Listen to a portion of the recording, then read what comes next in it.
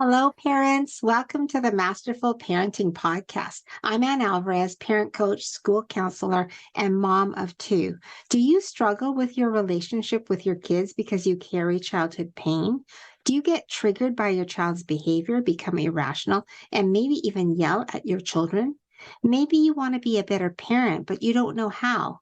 Instead of repeating old patterns, you want to heal your pain, become more aware of your child's needs, feel connected to your kids, and learn the tools to communicate better so you can truly enjoy your parenting. If you are ready to heal your childhood pain, raise healthy, connected, and happy kids, and end the cycle of parenting with pain, then join me. Our kids deserve it, and we can do this. Let's go.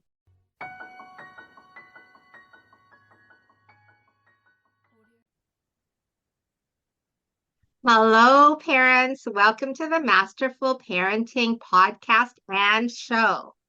I have a very special guest today, so I'm super excited. Her name is Emmalou Penrod. She is also a show host at the Win-Win Women Network. She's a family relationship coach with a Master's of Arts in Educational Counseling. Welcome, Emmalou. Well, thank you, Anne. I am honored to be here. So glad to have you. Okay, so we're going to help some parents today with some things that are really uh, challenging for them. So, I guess my first question is, what do families struggle the most with? What do they need the help with the most? You know, um, I love that question because I'll be honest, I'm old enough. I've seen a couple of generations raising their children. And I think that parents today are facing greater challenges than any previous generation had to deal with. What I'm seeing is a big shift in the amount of support that they get. Parents used to, I'm remembering the day when they were respected and appreciated and supported by the rest of the community. And now I see where they get a lot of criticism, a lot of blame. And for instance, something as simple as just how to nourish your baby. And young mothers will experience criticism if they choose to breastfeed and criticism if they don't. And it's almost like they'll be ridiculed for being too strict and then for being too permissive. And I think it's that there are more forces that are kind of pulling the family apart. And I see that as a huge challenge for parents. Yeah, I think you're right. I think like maybe there isn't enough support for parents, and there's too much judgment, right? Yes. When everybody is trying their hardest, they're doing the best that they can, without the support that we had maybe back in the day, right? Back in the day, we had a lot more family support and engagement, right? Than we do now. So yeah, so tell me about like how do we help our kids, you know, through As these parents, challenging times? Yeah, how do parents help their children during these challenging times? I think the best thing is that genuine love and concern. And if you use that as your guiding principle, you acknowledge your child is a gift from God, Yeah. and everything you do, you want to be in their best interest. Yes. I let me make this comparison. In my career, I was a special ed teacher where once a year we have this IEP, individual educational plan, and we talk about how are we going to support this child with special needs in this academic environment. And those meetings where the entire focus, the parents and the school staff were united in what is in this child's best interest, went beautifully. Children achieved far beyond what anyone could have expected. And the Right. same thing in the case of co-parenting.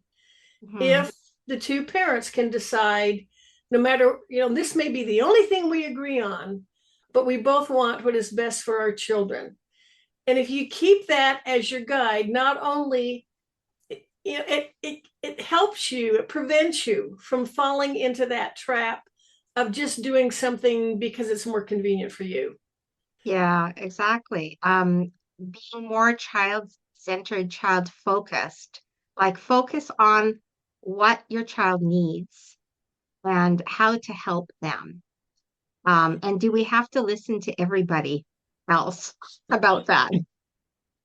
Maybe not, right? No, no. And sometimes you have to just smile and politely, thank you for that information. I need to do what I feel is best for my child.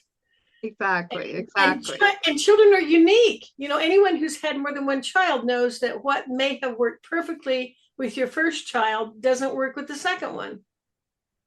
100%. My children are opposite from each other. They're I totally individual. relate to that. Okay, so when we're dealing with like the complexities of parenting and we're trying to figure out how do we deal with our kids like when there's a conflict or when they're having really high emotions, what do we do? How do we Well, help them? when getting back to focusing on what is in their best interest, so that does not mean giving them what they want.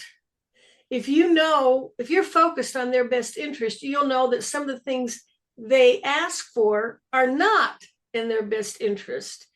And you need to tell them no. Hmm. And but if you have developed that rapport with them, if you've spent the time with them, if you've communicated the love, the concern, the genuine, and that you're doing your best, they learn to trust you. Yes. And they may learn to accept, okay, mom's telling me no, but I know that she wouldn't say that if she thought it would hurt me. Yes. So I just wanted to get that thought in too, that we're focusing on the long term. We're keeping in mind that our ultimate goal is to raise this independent adult who doesn't need us any other than as a mentor. We take more the role of a mentor. Yes. We stay Yes. involved in their life, but they are able to think for themselves, make their own decisions, and that's what we're preparing them for. So, and boy, you mentioned conflict. You cannot avoid it. You know, Kind of life. anytime you have two people sharing living space, yeah, there's conflict. There are going to be differences, but we don't need to be afraid of it. Conflict can actually strengthen a relationship if you handle it correctly.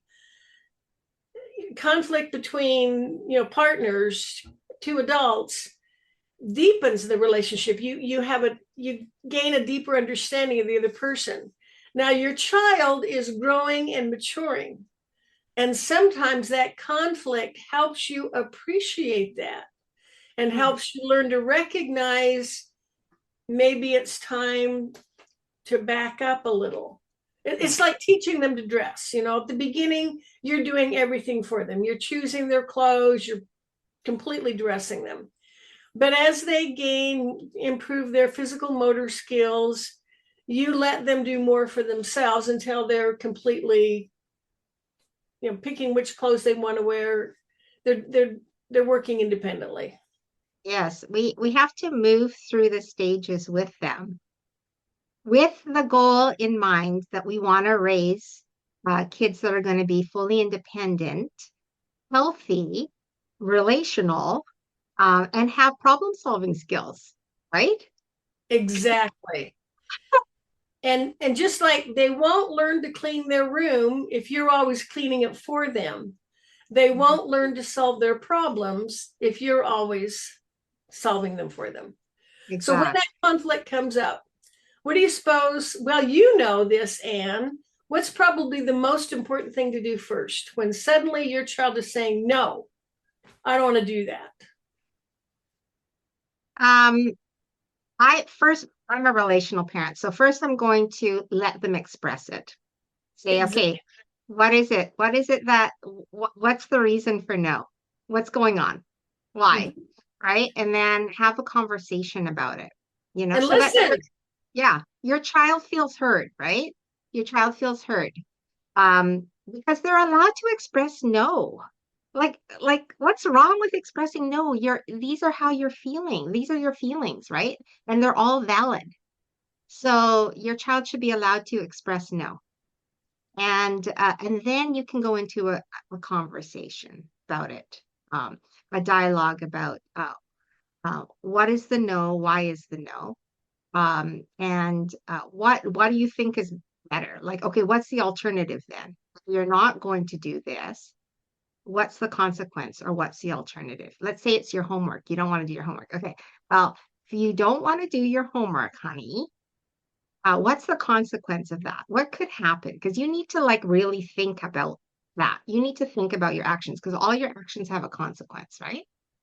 And then they will figure it out. They'll be like, yeah, I might fail the course. I might not do well in school. Yeah. Is that what you want? Do you want to not do well in school? Because I want you to do well in school, right? So that's kind of like the conversation that you can have with your child when you're resolving conflict. I agree with you, Emmalou. Like conflict is not a bad thing.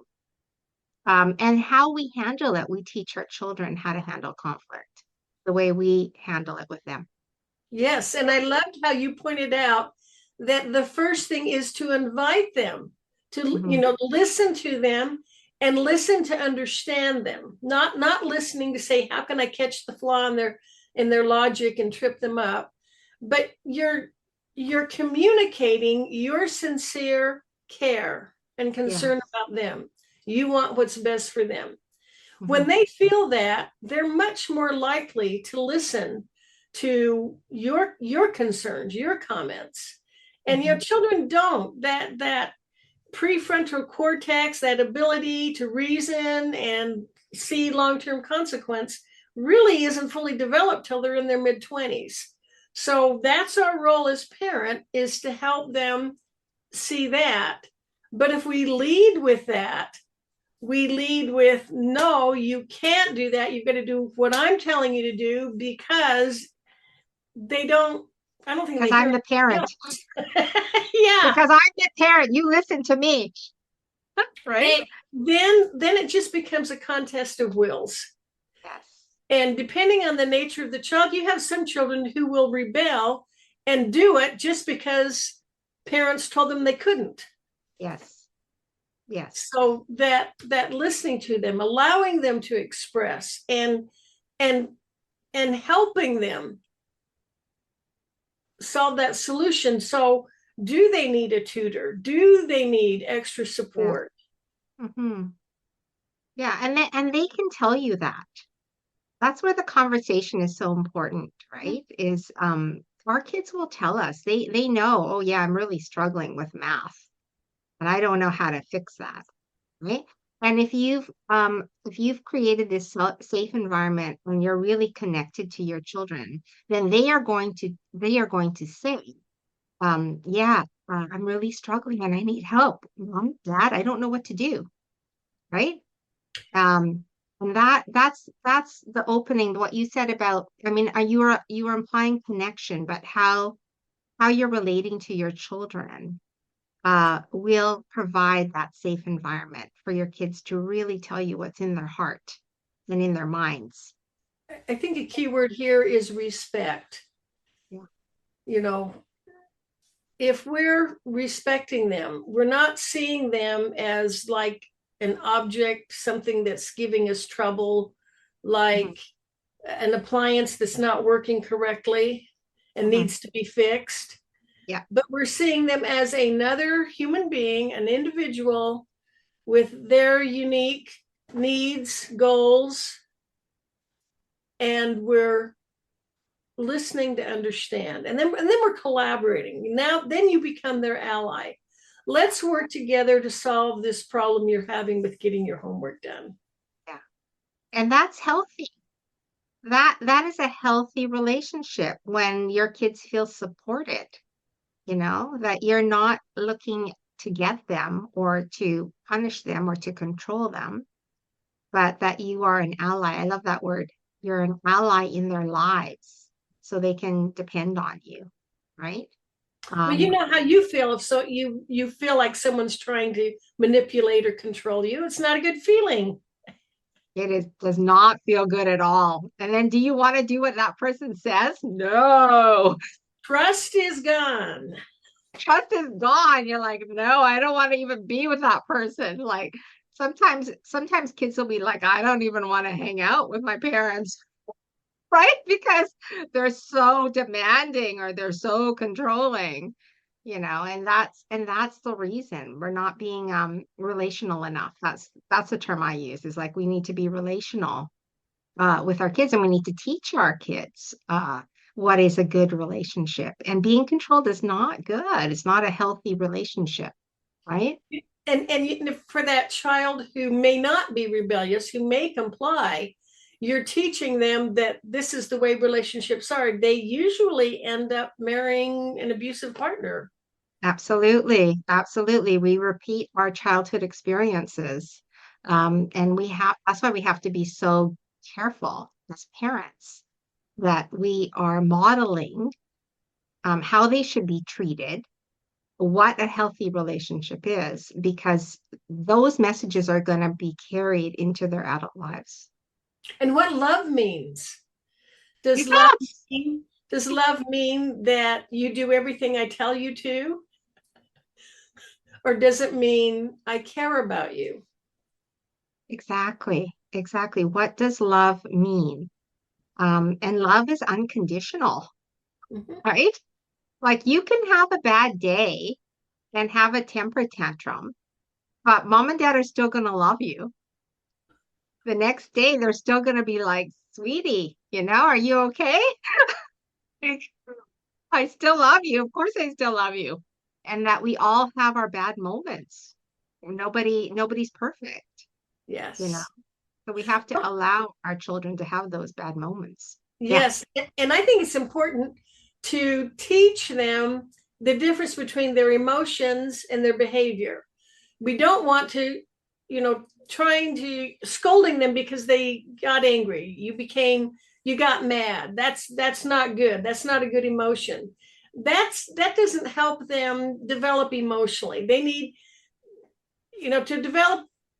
to become emotionally intelligent, they need to accept their feelings. They need to learn how to manage them, how to use the energy from the emotion to reach their goals. So if we teach them, I understand you're angry, but it's not okay to hit people, that Yes. there's the emotion. The emotion isn't getting you into trouble. The emotion isn't the problem. It's your behavior. Yes. Let's address the behavior. Exactly. You and I are on the same page. Express your emotions in the way that you need to express them, but you're not hurting yourself and you're not hurting other people. That's a boundary, and you're not breaking things, right? Like Yeah. we have to have boundaries with the behavior, Yeah. but fully allow them to express. I say, like, you can give them a pillow to punch. You can tell them to go outside and run, you know, uh, do something physical to release it. Uh, you can suggest healthier ways than harming themselves or harming someone else or breaking something in the house, right? Yes. And obviously you're modeling this. You're going to be much more effective at teaching them not to yell if you don't raise your voice. Yes, yes. And And you if know you what? model how to resolve a disagreement, how Yes, to and stay calm. parents, I just want to say, like, we're not perfect, Mm-mm. and we're gonna make mistakes. And sometimes, like even with me, when I'm stressed, I do react instead of respond. And but my children are so good at calling me on it. They will be like, "Mom, like you're overreacting." Each time. And I'm like, "Oh yeah, you're right. I'm sorry." And so we have to be good to ourselves. Like when we're struggling ourselves, that maybe we're going to react, and maybe we need to take some time to calm ourselves down, to feel good again. And then also to reconcile. Like I think it's so important for kids to hear their parents say, I'm sorry. Uh, Yes. Yes. That teaches them it's okay to make a mistake. You can correct it. And children are, like you mentioned, they're very forgiving. yes. So Yes. I think it's important to apologize to them and then let them see you making an effort to do better. Exactly, exactly. Like I think it means so much to them when we as parents apologize when we've done something wrong, because it teaches them to also apologize when Mhm. they do something wrong. Like a lot of times, parents expect an apology from their children, but they don't apologize to their children, Yeah. right? And that's just a double standard that we need to stop. We need to be, I'm human too. I make mistakes. It's okay because we're all trying, right? It's okay to make mistakes. Just, I love that. I love that so much. Now, and what do you think of teaching them that they're responsible for their feelings, their behavior, that we really can't say someone else made us angry. Someone else can provoke us, but ultimately we make the choice as to how we respond. Yeah, And that might be hard for younger children. for But sure. again, if you're modeling it and you're acknowledging, I got really frustrated when you kept pestering me, but I still wasn't right to, lose my temper and snap at you. Yes. And and then they're more aware of how their behavior might impact someone else, but they're still realizing that the only person they can control is themselves. 100%. Like you can feel your feelings. Your feelings are yours, but we cannot control other people. Mhm. We only can control ourselves. Actually, this is a life lesson I teach my teenagers all the time at work. I say, um, we are not here to change anybody. We're only here to change ourselves. So you're giving your power away when you are trying to change somebody, right? You're giving your power away because the power is in you. The power is with you, right? And so like that is such a really valuable, even for adults, this is such a valuable life lesson. We're only here to change ourselves. We're not here to change anybody else. You can say, you can communicate, I don't like the way you're treating me, or, what you said was hurtful. Absolutely express it, but be okay with them not changing because they may not change. It's their choice. But you can interpret it in a different way. You can say, it's not about me. I tried and I can focus on me now. What's going to make me feel good? What's going to help me in my life? Those are the conversations, right? That are so powerful. It Ah, is. It is. The most frustrated people I have encountered are the ones who are vigorously striving to control something that's out of their control. And absolutely. they're just, you know, talk about wasted energy. Absolutely. we can Absolutely. we can influence our children, and we do by our example, but we can't control them. Exactly. Exactly. And what you said before is like this, the relationship, um, your love as a parent has more power than anything else, right? Yeah, When absolutely. your kids feel your love and know that you care so much about them, that is going to empower their lives because they're going to be like, wow, mom and dad love me. They have a security that a security that is going to propel them. to accomplish things and do things and listen to you because they know that you love them.